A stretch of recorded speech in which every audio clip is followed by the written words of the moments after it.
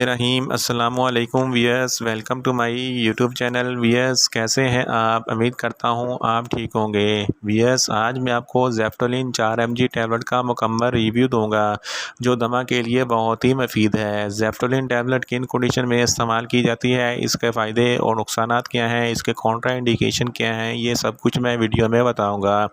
Wears, सबसे पहले मेरी आपसे रिक्वेस्ट है, मेरा चैनल मेडिकोज इन्फो सब्सक्राइब करें। यस, बात करते हैं ज़ेफ्टोलिन टैबलेट के पैकेजिंग की, तो इसके एक पैक में 10 स्ट्रिप होती हैं और हर स्ट्रिप में 10 टैबलेट होती हैं और इसकी कीमत 110 रुपये है। ये किसी भी मेडिकल स्टोर और फार्मेसी स्टोर से आसानी से मिल जाती है। वियर्स, बात करते हैं ज़ेफ्टोलिन टैबलेट की फार्मूलेशन की, तो इसकी फार्मूलेशन में साल्ब्यूटामोल 4 mg होता है।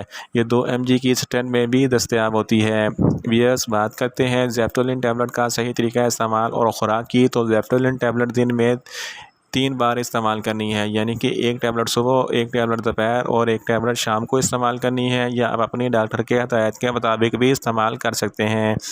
वियर्स, बात करते हैं ज़ेफ्टोलिन टैबलेट को किन कंडीशन में इस्तेमाल किया जाता है और इसके फ़ायदे क्या हैं।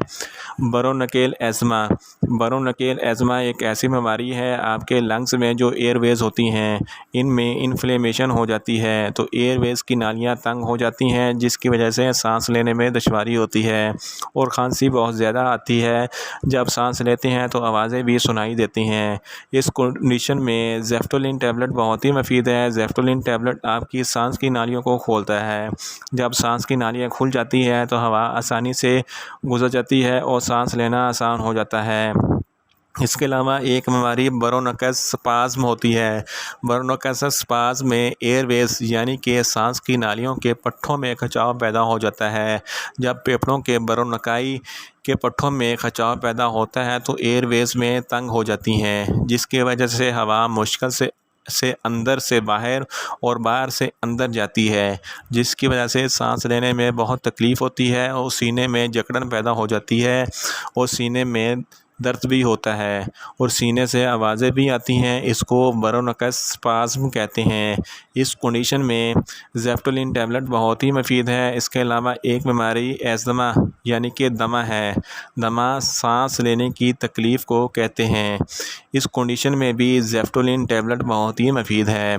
यस, बात करते हैं ज़ेफ्टोलिन टैबलेट के नुकसानात की, तो इसके इस्तेमाल से आपको नुकसानात भी हो सकते हैं, जैसा कि आपको सर दर्द हो सकता है, आपको न्यूज़िया हो सकता है, आपको वोमिटिंग हो सकती है, आपके दिल की धड़कन तेज़ हो सकती है, आपको पेट में दर्द हो सकता है, आपको सीने में जलन हो सकती है। वियर्स, बात करते हैं ज़ेफ्टोलिन टैबलेट के कॉन्ट्राइंडिकेशन की। ऐसे मरीज़ जिनको ज़ेफ्टोलिन टैबलेट के किसी भी अज्जा से कोई एलर्जी है, ज़ेफ्टोलिन टैबलेट हरगिज़ इस्तेमाल ना करें।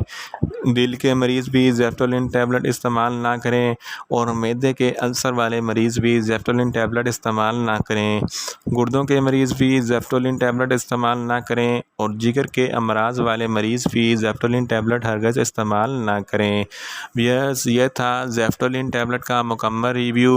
उम्मीद करता हूँ मेरी ये वीडियो आपको अच्छी लगेगी। मेरी वीडियो को ज़्यादा से ज़्यादा लाइक करें, शेयर करें और कमेंट्स करें और मेडिसिन के मतलब इंफॉर्मेटिव वीडियो के लिए मेरा चैनल मेडिकोज इन्फो सब्सक्राइब करें और साथ में लगे बेल आइकन को लाजमी प्रेस करें ताकि मेरी हर नई वीडियो आप तक बर वक्त पहुँच सके।